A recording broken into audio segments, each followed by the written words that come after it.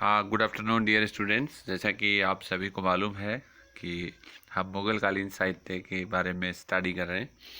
मुग़ल कालीन लिटरेचर के हमने 2 पार्ट कर लिए हैं और उसमें हमने बाबर, हुमायूं और अकबर के काल में जो लिटरेचर लिखा गया था, जहांगीर के काल तक हमने इसको स्टडी किया था। अब उससे आगे का स्टडी हम यहाँ पे करने जा रहे हैं। मुग़ल कालीन साहित्य भाग 3 में आप सभी का स्वागत है और उम्मीद करते हैं कि आप सब लोग अपने घर में सुरक्षित हैं, पढ़ रहे होंगे और बदमाशियां नहीं कर रहे होंगे, घर वालों की मदद कर रहे होंगे। डेफिनेटली इसी उम्मीद के साथ में आज हम एक नई वीडियो के साथ में पुनः यहाँ पर उपस्थित हैं और आज हमारा जो टॉपिक है वो शाहजहाँकालीन साहित्य है। जैसा कि आप सभी को विदित है, शाहजहाँ के समय कलीम नामक जो कवि थे वो राज कवि के पद पर यहाँ पे थे और शाहजहाँ ने बेसिकली जो कुछ एक ग्रंथ जो है वो मौलिक रूप से फ़ारसी में लिखवाए थे और कुछ उन्होंने हिंदी और संस्कृत के ऊपर भी काम किया था। उसका तो हम एक अलग से वीडियो देखेंगे। फ़िलहाल शाहजहाँ नामा की हम बात करते हैं। अब्दुल हमीद लाहौरी जो थे, अहमद हमीद लाहौरी जो थे, उन्होंने शाहजहाँ नामा है बादशाहनामा अथवा पादशाहनामा जो है उसका कलेक्शन किया था। शाहजहाँनामा है वो इनायत खान ने लिखा था। तो इस तरीके से शाहजहाँ के समय शाहजहाँनामा और पादशाहनामा अर्थात बादशाहनामा 2 महत्वपूर्ण जो है कंपोजिशन थे। शाहजहाँनामा है उसके 3 पार्ट थे और उसमें मिस्टर वारिस शाह ने भी पादशाहनामा लिखा था। पादशाहनामा का ही दूसरा अर्थ बादशाहनामा होता है। तो मोहम्मद वारिस शाह जो थे उन्होंने लिखा था। एक जो है लिखा था अहमद हमीद लाहौरी ने और एक जो है आपका वो इनके राज कवि एक और थे मीर अमीन कज़विनी। तो मीर अमीन कज़विनी, मोहम्मद वारिस शाह और अहमद लाहौरी, इन तीनों ने बादशाहनामा अर्थात पादशाहनामा ग्रंथ की रचना की थी।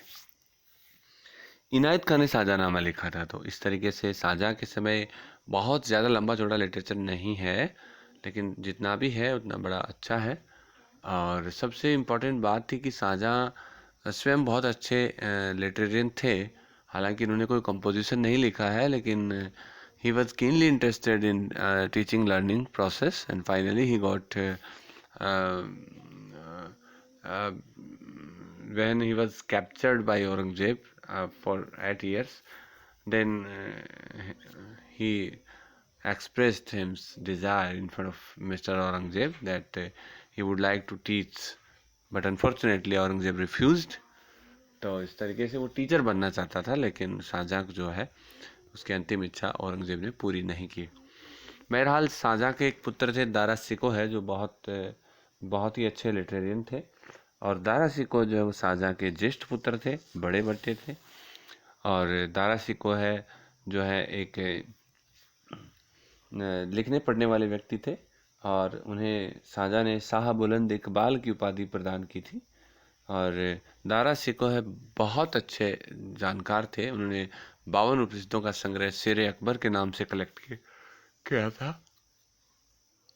इसके अलावा दारा शिकोह ने मंज्म उल बहरीन नामक ग्रंथ की रचना भी की थी और इस ग्रंथ का अर्थ होता है 2 समुद्रों का मिलन। इसमें हिंदू मुस्लिम संस्कृतियों के बेहतरीन समन्वय को प्रेजेंट किया गया था। इसके अलावा भी दारा शिकोह जो थे उन्होंने सफ़ीनत ओलिया और सकीनत ओलिया नामक सूफीज़म के ऊपर 2 बेहतरीन ग्रंथ लिखे थे। दारा शिकोह के अलावा उनकी बड़ी बहन जहाँ आरा भी बेहतरीन साहित्यकार थी। दीवान मख्फी नामक ग्रंथ की रचना जो है जहाँ आरा के निर्देशन में हुई थी। तो इस लिहाज से हम देखते हैं कि शाहजहाँ और शाहजहाँ के पुत्र और पुत्रियाँ भी जो है लिटरेचर पॉइंट ऑफ व्यू में बेहतरीन थे और ये जो चीज़ें हैं वो औरंगजेब के काल में भी गई थी।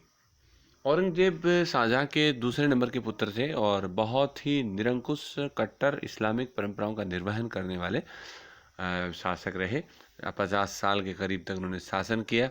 औरंगजेब की सबसे बड़ी बात जो थी कि वो किसी भी प्रकार के आर्ट के सपोर्ट में नहीं था, तो लेकिन उसके बावजूद भी कुछ प्रक्रियाएं ऐसी होती हैं, चाहे सत्ता या शासन बदल जाए, उसके बावजूद वो निरंतर अनवरत रूप से चलती रहती हैं।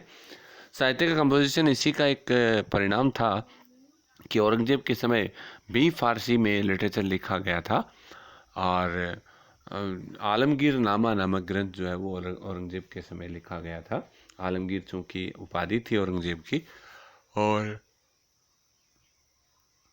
आलमगीर नामा नामक जो ग्रंथ है मोहम्मद काजिम सिराजी के द्वारा संकलित किया गया था। और इसके द्वारा जो सबसे इम्पोर्टेंट चीज़ है वो यही है कि आलमगीरनामा जो है उसके बाद एक मासिर आलमगीरी नामक ग्रंथ भी औरंगजेब के समय कंपोजिशन उसका ही हुआ था।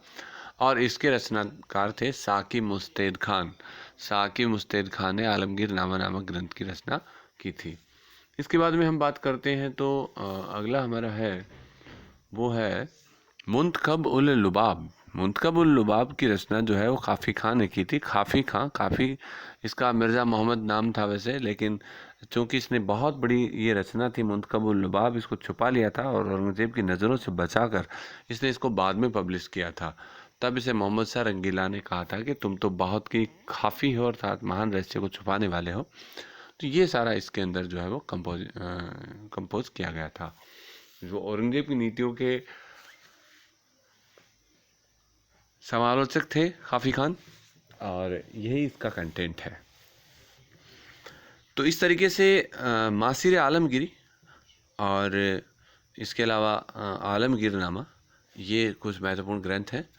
और मासिर आलमगीरी को जो है मुग़ल काल का गजेटियर भी कहा गया है, क्योंकि इसमें राजकीय आदेशों की का कंपोजिशन किया गया है। इसमें गवर्नमेंट ऑर्डर जो है उनको लिखा गया है। तो इस तरीके से एक मासिर आलमगीरी का टेस्ट भी औरंगज़ेब के फ्लेवर में था। और औरंगज़ेब जो था वो ज़वाबित अर्थात जो कानून थे उनके ऊपर जो ग्रंथ थे उनकी मनाही नहीं करता था, लेकिन किसी कला या किसी अन्य परफॉर्मिंग आर्ट या फिर फाइन आर्ट्स वगैरह को एक्सप्रेस करने वाला लिटरेचर हो या चाहे आर्ट हो, उसको वो रिड्यूस करता था। बिकॉज इस्लामिक कंसेंट जो कंसेप्ट है उसके अंदर ऐसा नहीं था। दारुल इस्लाम से का राज्य बनाना चाहता था दारुल हर्ब के स्थान पर। दारुल हर्ब का मतलब होता है कि गैर इस्लामिक राज्य जहाँ पर इस्लाम के कानून जो हैं उनको जगह दी जाती है। लेकिन औरंगज़ेब इसके बिल्कुल विरुद्ध था और उसने समस्त इस्लामिक कानूनों को कट्टरता से पालन करने के लिए जो है अपना मुहिम चलाया था। और उसी के लिए औरंगज़ेब ने साहित्य लिखना है, गाना बजाना है, चित्रकला है, इन सब को रिड्यूस किया था। एनीवेज उसके बावजूद भी यहाँ पर बेहतरीन साहित्य का कंपोजिशन हुआ है। और एक बहुत इम्पॉर्टेंट बात यहाँ पर जो मैं आपसे करना चाह रहा हूँ वो है हिंदू इतिहासकार। औरंगज़ेब के दरबार में बेहतरीन हिंदू इतिहासकार थे जिन्होंने बहुत अच्छी रचनाएं लिखी थी। इसमें एक सबसे पहला नाम है ईश्वरदास नागर का, जिसने फुतुहात आलमगीरी नामक ग्रंथ लिखा था। दूसरा है सुरजन राय भंडारी, जिसने खुलासत उत त्वारीख नामक ग्रंथ लिखा था। त्वारीख का मतलब इतिहास होता है। और तीसरा है वो चंद्रभान था, जिसने चहार चमन लिखा है। और चौथा भीमसेन बुरहानपुरी है, जिसने नुक्सा ए दिलकुशा लिखा है। तो ये चार ऐसे हिंदू इतिहासकार हैं जिन्होंने फ़ारसी में जो है कंपोजिशन की थी। And that was the remarkable achievement of the writers. ये परीक्षाओं में बहुत ही इम्पोर्टेंट लिहाज से प्रश्न पूछा जाता है, तो आप थोड़ा सा इसको ध्यान रखेंगे। और इस तरीके से औरंगज़ेब के समय का भी पूरा हो गया है। मोटे मोटे तौर पे मैं आपको एक बहुत क्विकली रिकैप बता देता हूँ कि बाबर ने बाबरनामा नामक ऑटोबायोग्राफी लिखी थी, जिसे हम तुजुके बाबरी भी कहते हैं। तुर्की भाषा में लिखी गई थी, जिसका फ़ारसी में अनुवाद किया गया था अब्दुल रहीम खान खाना के द्वारा और जौन खां और पैंदा खां के द्वारा। उसके बाद में कानून हुमायूनी ग्रंथ लिखा गया था हुमायूं के समय। और तारीख़ रसीदी मिर्ज़ा हैदर दोगलते के द्वारा हुमायूं के समय लिखा गया था। उसके बाद अकबर के समय जो है लिटरेचर बेहतरीन से लिखा गया। अकबर के समय फ़ारसी को राजकीय भाषा बनाया गया। और नफ़ाइसुल मासिर जो है वो पहली पुस्तक थी जो अकबर के समय लिखी गई। इसके अलावा तबक़ात अकबरी लिखी गई, मुंतखब उत त्वारीख लिखी गई, अकबरनामा लिखी गई और आईन अकबरी लिखी गई। ये सब के राइटर मैंने ऑलरेडी आपको वीडियोज़ में बता दिए हैं। जहांगीर के समय जो है इकबाल नामा जहांगीरी मोतमिद खान ने लिखी थी और स्वयं जहांगीर ने तुजुके जहांगीरी लिखी थी। शाहजहाँ का आज हमने डिस्कस कर ही लिया है। तो मेरे हिसाब से लिटरेचर का जो फ़ारसी टेस्ट है वो पूरा हो गया है। और आप सभी घर में रहें, सुरक्षित रहें, पढ़ते रहें, लगातार संपर्क में रहें, कोई समस्या हो तो पूछते रहें। धन्यवाद सभी को।